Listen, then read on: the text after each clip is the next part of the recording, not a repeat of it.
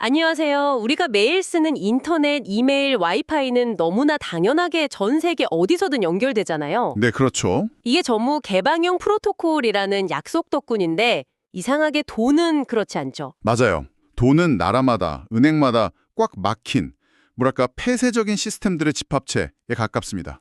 바로 그 복잡하고 답답한 돈의 문제를 풀겠다며 나선 한 기술 기업의 야심찬 발표 내용을 오늘 저에게 공유해 주셨습니다. 네, 바로 블록. 아마 예전 이름인 스퀘어로 더 익숙하실 텐데요. 아, 스퀘어. 이 회사가 비트코인을 단순히 하나의 암호화폐가 아니라 돈을 위한 개방형 프로토콜로 보고 있다는 점이 오늘 이야기의 출발점입니다. 흥미롭네요. 더 흥미로운 건 이 비전을 실현하기 위해서 비트코인 네트워크의 심장과 같은 채굴 산업, 그중에서도 하드웨어 시장에 직접 뛰어들었다는 사실이죠. 그러니까 인터넷처럼 돈도 하나의 거대한 네트워크 위에서 자유롭게 흐르게 하겠다. 이런 큰 그림을 그리고 있는 거군요. 네, 맞습니다. 그리고 그 그림을 완성하기 위한 첫 단추로 네트워크의 기반 시설을 직접 만들겠다. 이런 거네요. 바로 그거죠. 거대 기술 기업이 금융의 미래를 어떻게 설계하고 또 그 안에 숨겨진 사업 기회를 어떻게 포착하는지 궁금해서 이 자료를 보내주신 것 같아요. 좋습니다. 그들이 무엇을 받고 왜 하필 지금 이 시장에서 자신들이 이길 수 있다고 생각하는지 지금부터 깊게 파고들어 보겠습니다. 발표의 시작은 우리가 마주한 현실, 바로 현재 금융 시스템의 문제점을 짚는 것부터 시작하더라고요. 그리고 아주 복잡하고 비효율적인 과정이 숨어 있다는 거죠. 블락은 처음부터 이 문제를 해결하는 게 목표였다고 하고요. 맞아요. 바로 그 지점에서 블락은 비트코인을 해결책으로 제시합니다. 아, 비트코인요? 네, 특정 은행이나 국가의 통제 없이 인터넷만 있으면 누구나 참여할 수 있는 개방형 프로토콜이라는 점이 핵심이죠. 이건 단순히 해외 송금이 편해진다는 차원을 넘어서는 이야기입니다. 블락 같은 기업 입장에서는 전 세계의 새로운 금융 서비스를 출시할 때마다 각 나라의 복잡한 결제 시스템에 일일이 연동할 필요가 없어진다는 뜻이니까요. 아, 그러니까 비트코인을 일종의 금융용 TCP/IP 같은 글로벌 표준으로 보겠다는 거군요. 네, 정확한 비유입니다. 일단 그 표준 위로 올라타기만 하면 전 세계를 상대로 훨씬 더 빠르고 저렴하게 사업을 펼칠 수 있으니까요. 진정한 의미의 인터넷 기업처럼 움직일 수 있게 되는 거네요. 정확합니다. 그런데 이 거대한 비전을 실현하려면 반드시 해결해야 할 전제 조건이 있습니다. 전제 조건이요? 바로 이 네트워크가 해킹당하지 않고 안전하게 유지되어야 한다는 거죠. 여기서 채굴의 중요성이 드러납니다. 아, 채굴. 네, 채굴은 단순히 비트코인을 캐내는 작업이 아니라 수많은 거래 기록을 검증하고 블록체인에 기록함으로써 네트워크 전체의 보안을 지키는 행위거든요. 그렇죠. 발표에서도 아주 단호하게 말하더군요. 채굴이 실패하면 비트코인도 실패한다. 맞습니다. 이 개방형 프로토콜의 성패가 채굴에 달려 있다는 건데, 그럼 그렇게 중요한 시장이 지금 뭔가 심각한 문제를 안고 있다는 거겠죠. 심각한 정도가 아닙니다. 자료를 뜯어보면 지금 채굴 하드웨어 시장이 거의 붕괴 직전의 문제 3가지를 안고 있어요. 3가지나요? 네, 첫 번째가 위험 수준의 중앙화입니다. 전 세계 채굴 하드웨어 시장의 80% 이상을 단 하나의 국가에 있는 단 하나의 기업이 장악하고 있습니다. 잠시만요. 80%예요? 네, 80%입니다. 그건 독점이라고 불러야 하는 수준 아닌가요? 특정 기업 하나가 마음만 먹으면 네트워크 전체를 흔들 수도 있는 거잖아요. 어떻게 이런 기이한 구조가 만들어진 거죠? 여러 요인이 있지만 초기에 고성능 반도체 설계와 대량 생산 능력에서 압도적인 우위를 점한 기업이 경쟁자들을 모두 밀어내고 시장을 장악해버린 결과죠. 아, 그리고 이게 바로 두 번째 문제인 의미 있는 선택지의 부재로 이어집니다. 선택지가 없다? 네, 경쟁자가 없으니 이 독점 기업은 고객들이 아무리 불만을 제기해도 제품을 개선하거나 가격을 내릴 필요가 없는 거예요. 어차피 대안이 없으니까요. 듣고 보니 정말 이상한 시장이네요. 기질의 최전선에 있는 첨단 산업인데 운영 방식은 거의 1970년대 독점 제조업체 같은 느낌입니다. 그렇죠. 혁신이 멈출 수밖에 없었겠어요. 네. 바로 그겁니다. 그리고 이 모든 문제가 결국 세 번째 문제, 즉 고객들의 고질적인 불편으로 폭발하게 됩니다. 고객들의 불편. 네, 채굴 사업자들은 정말 말도 안 되는 상황을 견뎌내고 있었어요. 예를 들어 몇 년마다 성능 업그레이드를 해야 하는데 메모리 카드 하나 바꾸는 수준이 아니라 멀쩡한 기계 전체를 버리고 통째로 새로 사야만 했습니다. 아, 정말요? 엄청난 낭비네요. 네, 컴퓨터 메모리 하나 바꾸려고 매번 컴퓨터를 새로 사는 꼴이군요. 그렇죠. 게다가 기계 자체의 내구성도 약해서 고장이 잦은데 부품 구하기는 하늘의 별 따기고 수리 과정도 복잡해서 한 번 멈추면 막대한 손실로 이어졌습니다.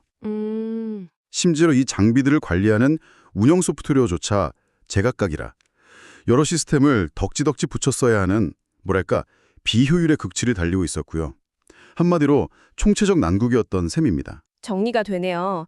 연간 하드웨어 매출만 거의 8조 원에 달하는 거대한 시장인데 한 기업의 독점 때문에 기술은 정체되고 사용자들은 고통받는 혁신이 절실한 시장이었군요. 네, 그런데 이런 시장은 당연히 진입 장벽도 엄청나게 높잖아요.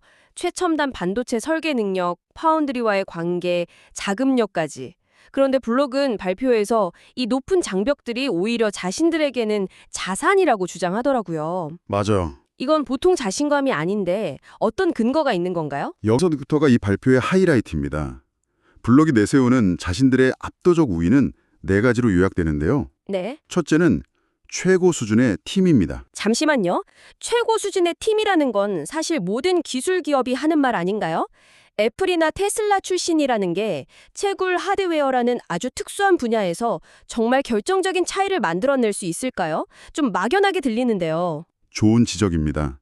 하지만 여기서 핵심은 단순히 이름값이 아니에요. 아, 그래요? 이들이 가진 경험의 본질은 혹독한 상업 환경에서 수천만 대의 기기를 안정적으로 대량 공급해본 경험이라는 겁니다. 아, 수천만 대요? 네, 실험실에서 기술적으로 뛰어난 프로토타입을 만드는 것과 전 세계 수많은 식당 주방이나 카페처럼 극한의 환경에서 고장 없이 매일 작동하는 제품 수천만 대를 찍어내는 건 이건 완전히 다른 차원의 문제죠. 아, 이해했습니다.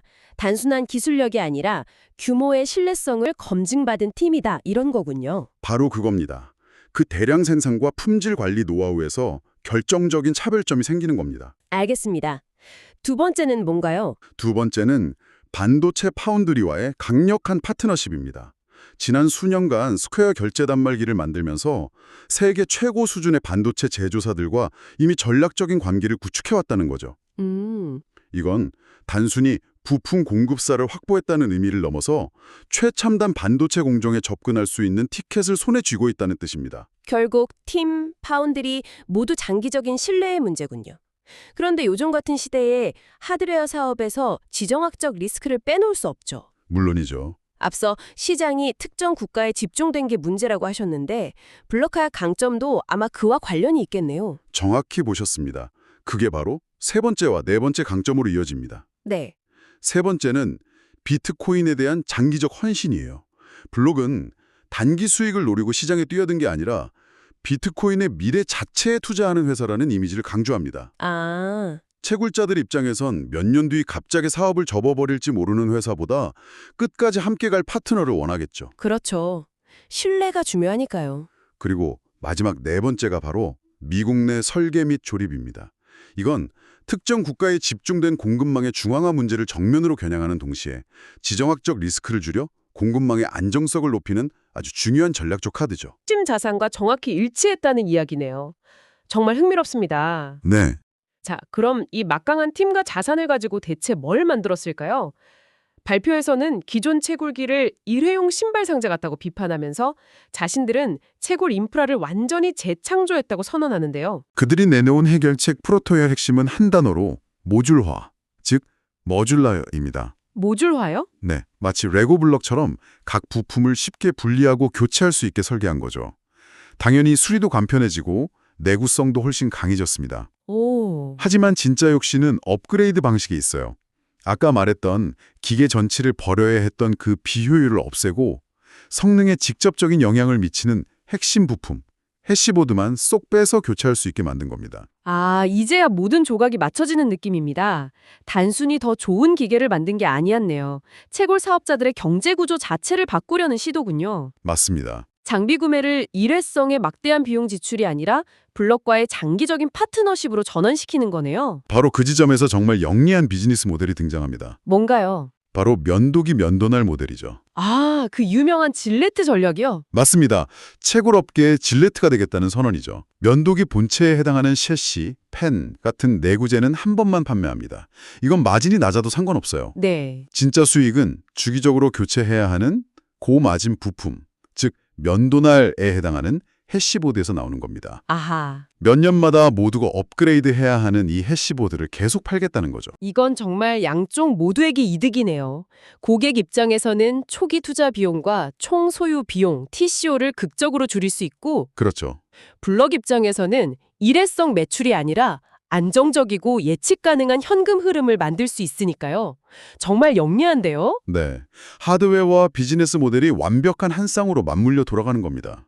그런데 여기서 끝이 아니에요. 하드웨어와 비즈니스 모델은 완벽한 한 쌍이네요. 그런데 아까 지적했던 문제 중 하나가 소프트웨어였잖아요. 제각각이라 오히려 골치 아프다고. 이 완벽한 하드웨어에 어울리는 소프트웨어 전략도 따로 있습니까? 물론입니다.